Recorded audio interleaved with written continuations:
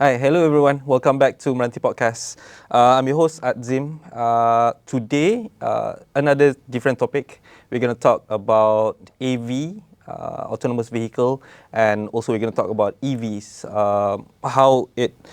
We're going to talk about in public perspective, government policies, test bed, sandbox, name it, in global and local contexts as well. In ASEAN for innovations, we are at second place behind Singapore. Right now, we want to find out how Malaysia is doing, and then because in autonomous vehicle, for example, Singapore Grab itself is actually working with many companies. So we want to explore more what exactly happening over there, and then we delve into Malaysia side. So with me, we have Kumar, the man that's leading the AVXL in MRANTI. Hi Kumar, welcome to MRANTI Podcast. Hi Azim. Maybe Thank you you for can having me here. give a bit background about yourself.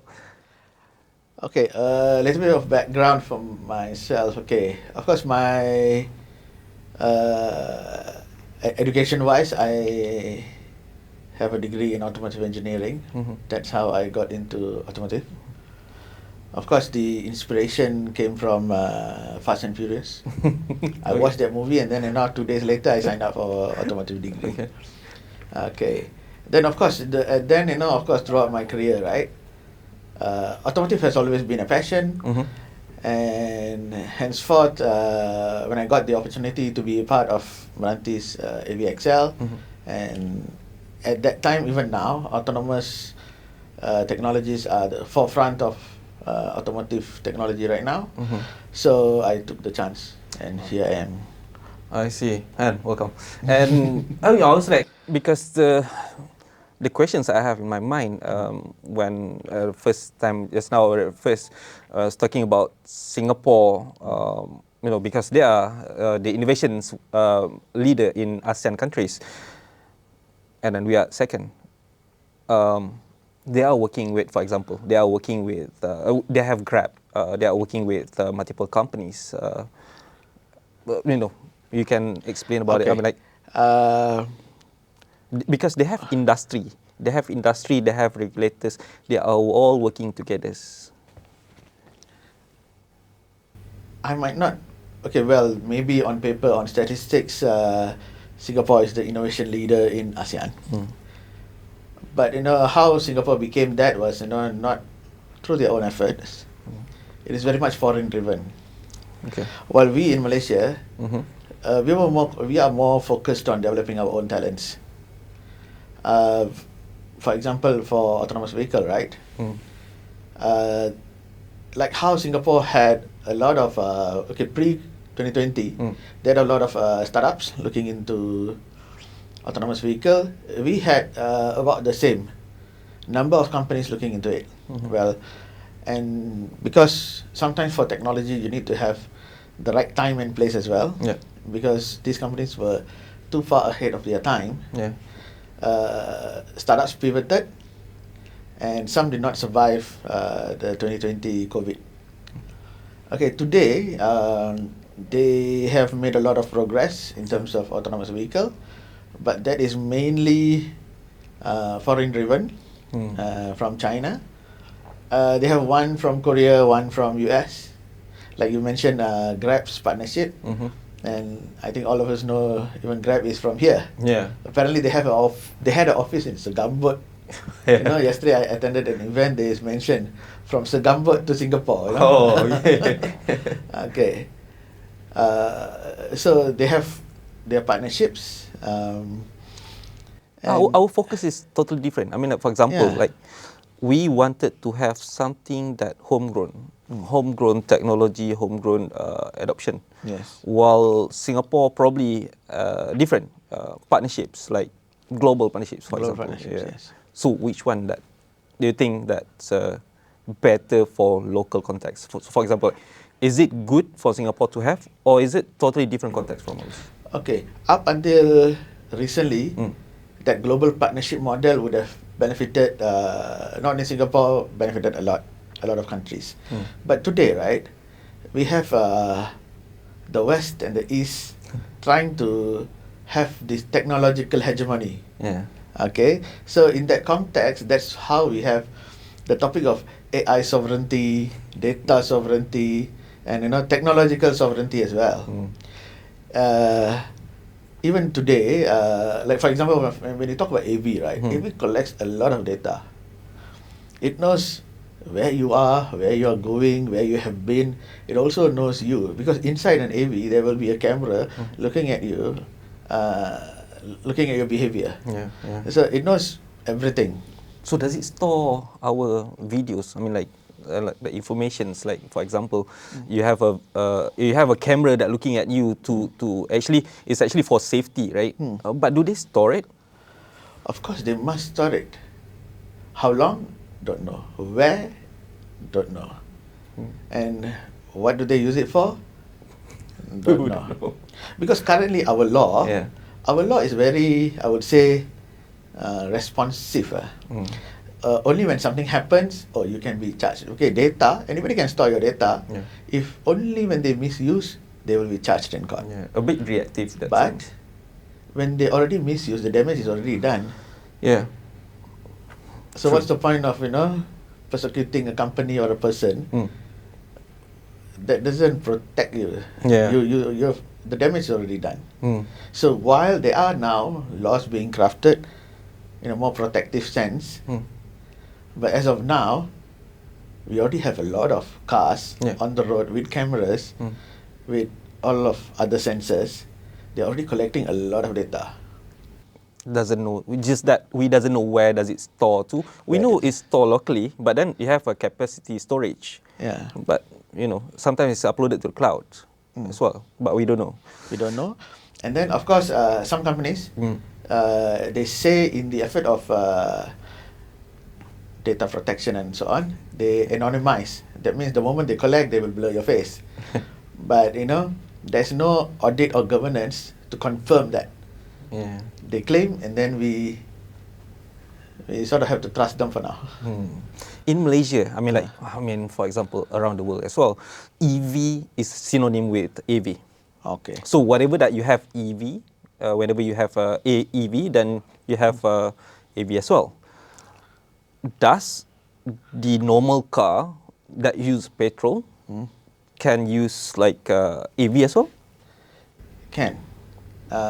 Initial early days development, AV autonomous functions was developed using ICE, internal combustion engine cars. The difference between combustion engine and electric vehicles is electric vehicle is easier to control, and the perception, everybody thinks that AV and EV are one of the same thing, is because both of these technology are coming together at the same time. It's reaching the market at the same moment. And while EV means that the energy that drives the vehicle. Last time we used petrol, now we use electricity. AV is how you control the vehicle, so how you drive it. So those are the difference. It's just because it is arriving at the same time, and also I think Tesla has a big part to play in this perception, because the moment they launch their EV, electric vehicle, they also have started to claim that it's going to be autonomous, fully autonomous. But they are fully autonomous, but in a bracket that is monitored by a person. It's not fully autonomous lah. It's a level 2 autonomous. It's level 2, not even 3 or 4 as they claim. Along the way, probably. Tesla, for now, sells the hope that one day, with a single software update, you will have a fully autonomous vehicle. So that's how they are selling.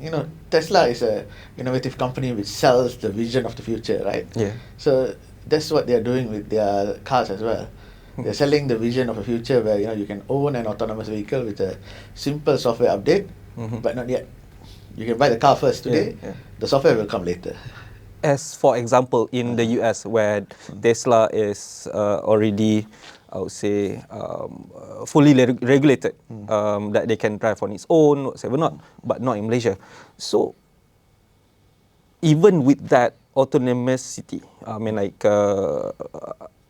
is that not considered still at level 3?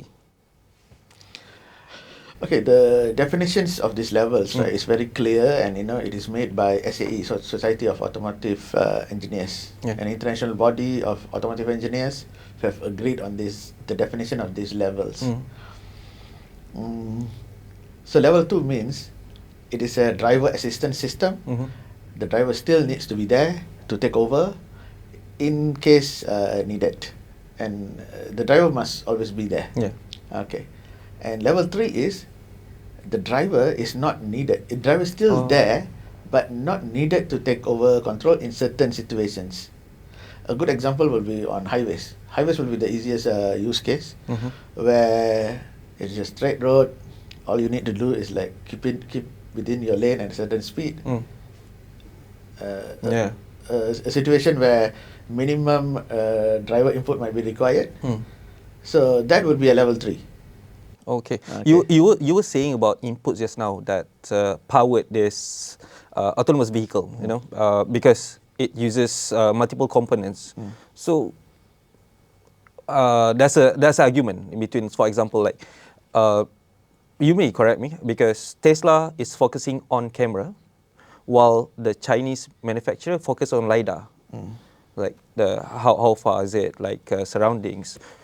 Do you have any inputs about that? Okay. The belief of Elon Musk lah. Yeah. We use our eyes to drive. That is good enough. So the car only needs a camera.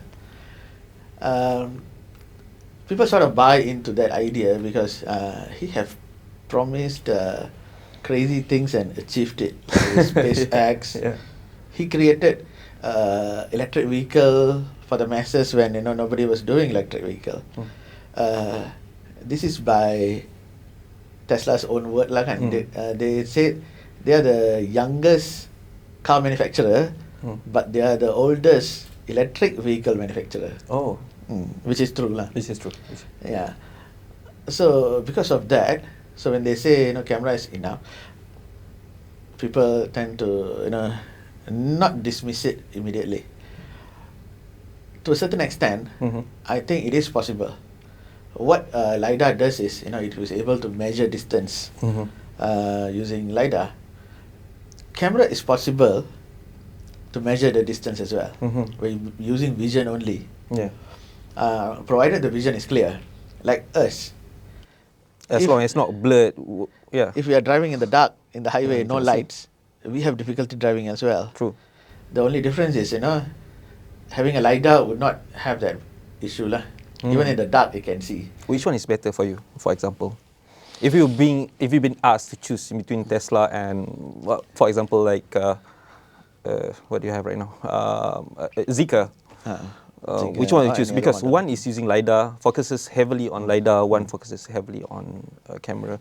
Which one would you go for? The safest one? That's a very good question. Okay, if it is for personal ownership, right?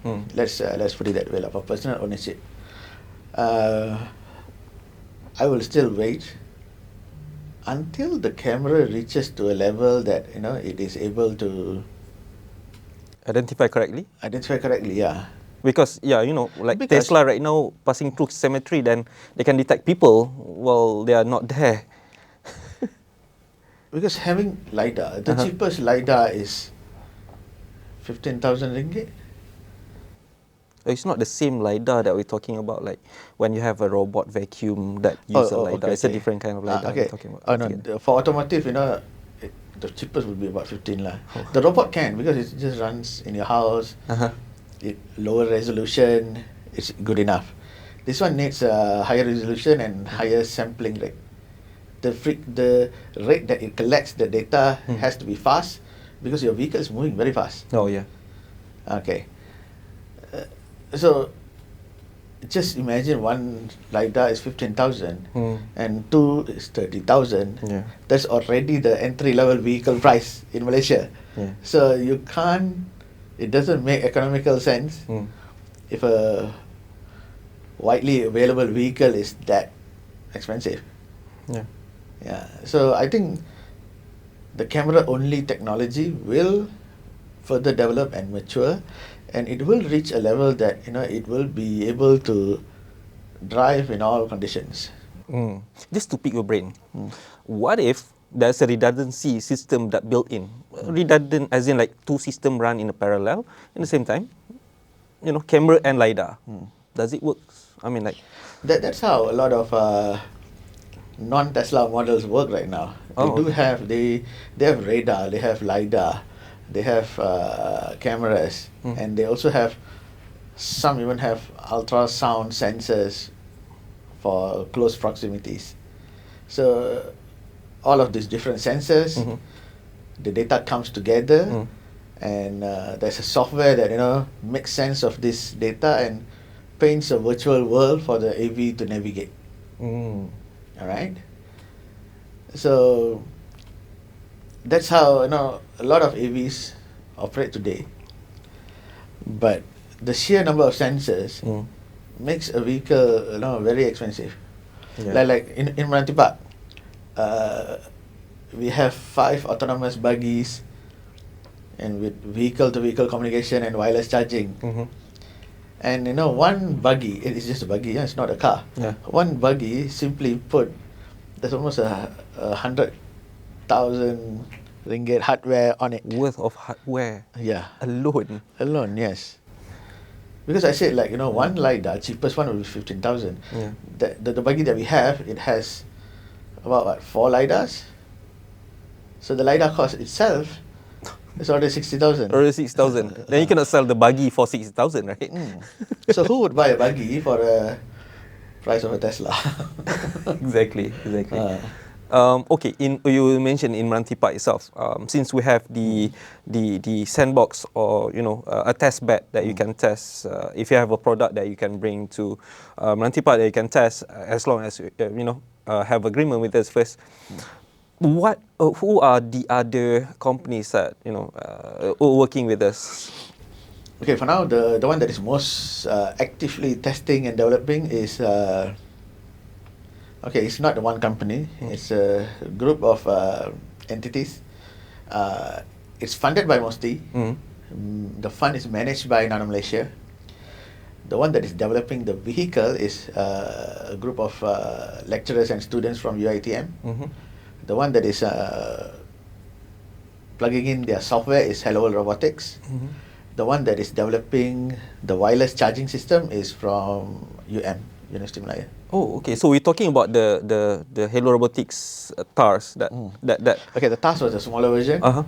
and then now they have adapted their software to a bigger buggy. Okay. So in context, TARS is actually is the delivery. Is it delivery or it's like It was designed for deliveries, yes. it's a small scale like a delivery robot, Yes. point A to point B. Point B. And it can only do point A to point B delivery. If you look at the TAS robot, right, it only has one LiDAR on top, and because of this small size, that is good enough. So the bigger the vehicle, the more sensors that you need. Yeah. Then, hence the cost. Exactly. Yeah. So actually, like Hello World is working with Universiti Malaya, and then other institutions, organizations as well. Are they looking at expansion, commercialization, real world use? Yes. Currently, we are in discussion with Hello World and their commercial team to figure out an operating model. No one have done it before in Malaysia, and so we are trying to figure out a way how we can operationalize this. We don't even have a global reference lah. The reason being that it's either in the Middle East, they have a lot of money. Yeah. The government, they pay for everything. Yeah.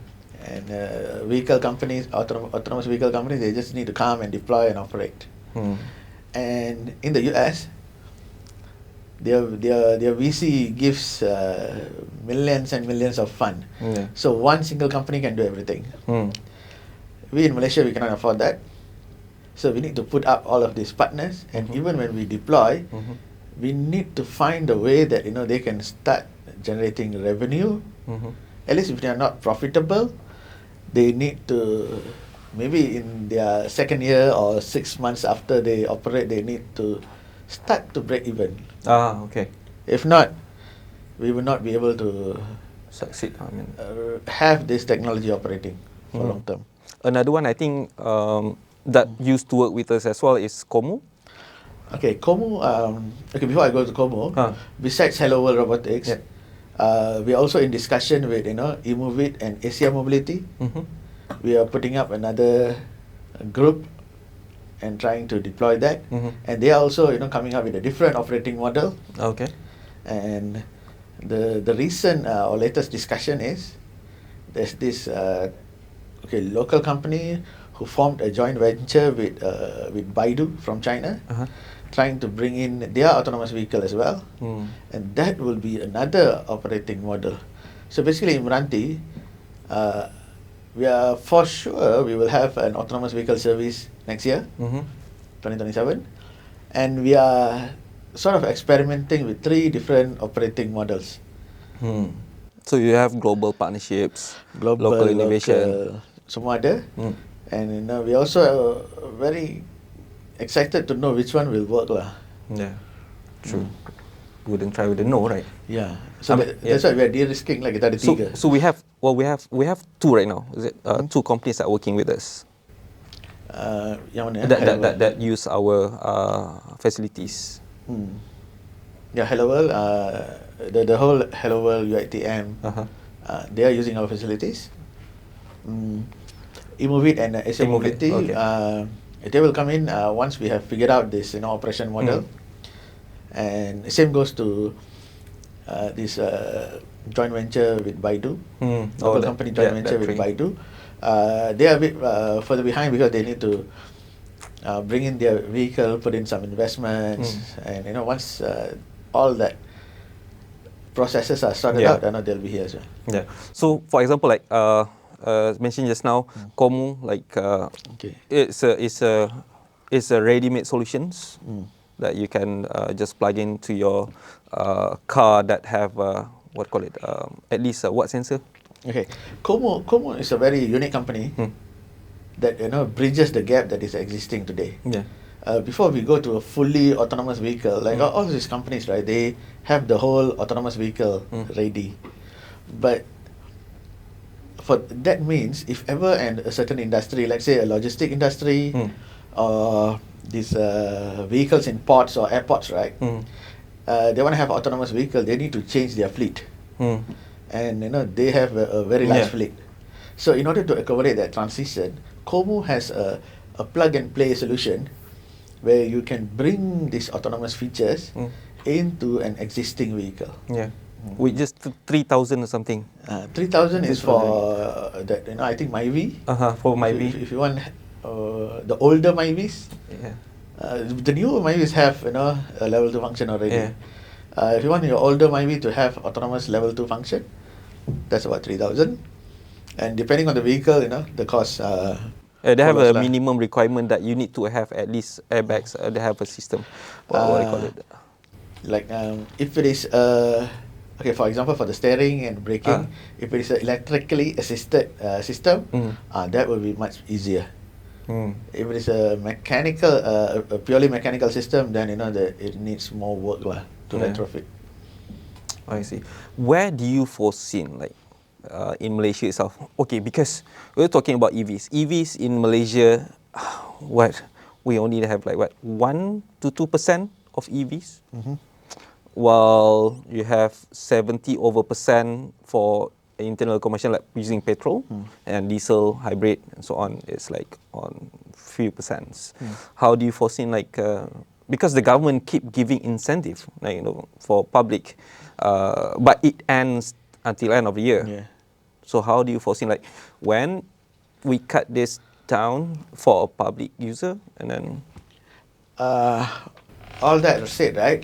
The EMAS 5 Yeah. is a game changer.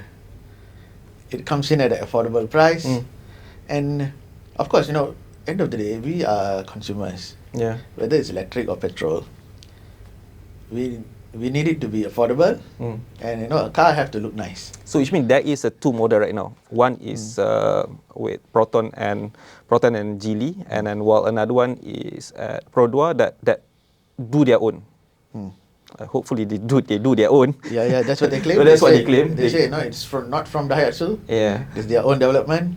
But just like the battery is from CATL. That's it. Yeah, of course. Because the battery is we cannot develop by our own. Even though we have REE, rare earth Yes. material. Yeah, even though we have rare earth elements are actually not so rare. No, not so rare. Not so rare. Exactly. Okay. A lot of places in the world have it. Mining those REE is very bad for the environment. Okay. It sort of destroys. If your town has REE, it's going to destroy the whole town lah. That's how we seen it in state like I think Pahang. Was it a bauxite and that bauxite happened in Pahang ke Terengganu somewhere there kan? Yeah. So a lot of REEs are actually mined in Africa. Look at the So that country. nobody knows what happens there lah. Yeah. Okay, and the technology for processing REE at an industrial scale, it can only be done in China for now. Because they have the technology and they know how to sustain it. They have the technology. Surprisingly, the chemistry of lithium processing came from US actually. Oh. The knowledge, the chemistry came from there. But China was the only one who was able to do it at the industrial scale lah. Oh. Interesting. Interesting. So in terms of cost too, you can't beat their processing, so it's better to buy. But that is common in automotive manufacturing. Even no one car company develops everything by themselves. It depends on the vendor as well. It's a global supply chain. You integrate everything together. So back to the stories. When we have two, one Proton and Produa, the main one, so it brings down it brings the price down. Oh yes, okay. Recently I attended the event and the president and CEO of Produa was there. Okay, so based on his speech, right? This is what I was able to predict lah. They said they're going to sell the car, but not the battery. So that means they're going to lease the battery to you. Yeah. So if that is correct, while the EMAS is about 50,000, I predict that the Produa's EV is just going to be about 30 to 40,000. Because you're minusing the battery cost. The battery you lease. So that means you'll be. That's actually good because your higher purchase for the car is going to be just for that 30,000, 40,000. And this monthly subscription fee you pay for the battery. Few good things lah. You don't have to worry about disposing the battery. The battery is not your concern. It's not yours. Yeah. And then when your battery, every charging cycle reduces the lifespan of the battery. So once it is below, I don't know, 80%, 70%, you can swap for a new battery. Oh. But that takes about more than 8 years. Degradation of a battery. That 8 years is based on Western data. Oh, okay. In Malaysia, in our tropical climate, it could be faster. It could be faster. Yes. Because of our weather. So heat actually kills the battery cell. Yes, heat is the biggest problem of EV batteries. Interesting. So that could change. And and we are very much concerned about our second-hand value of cars.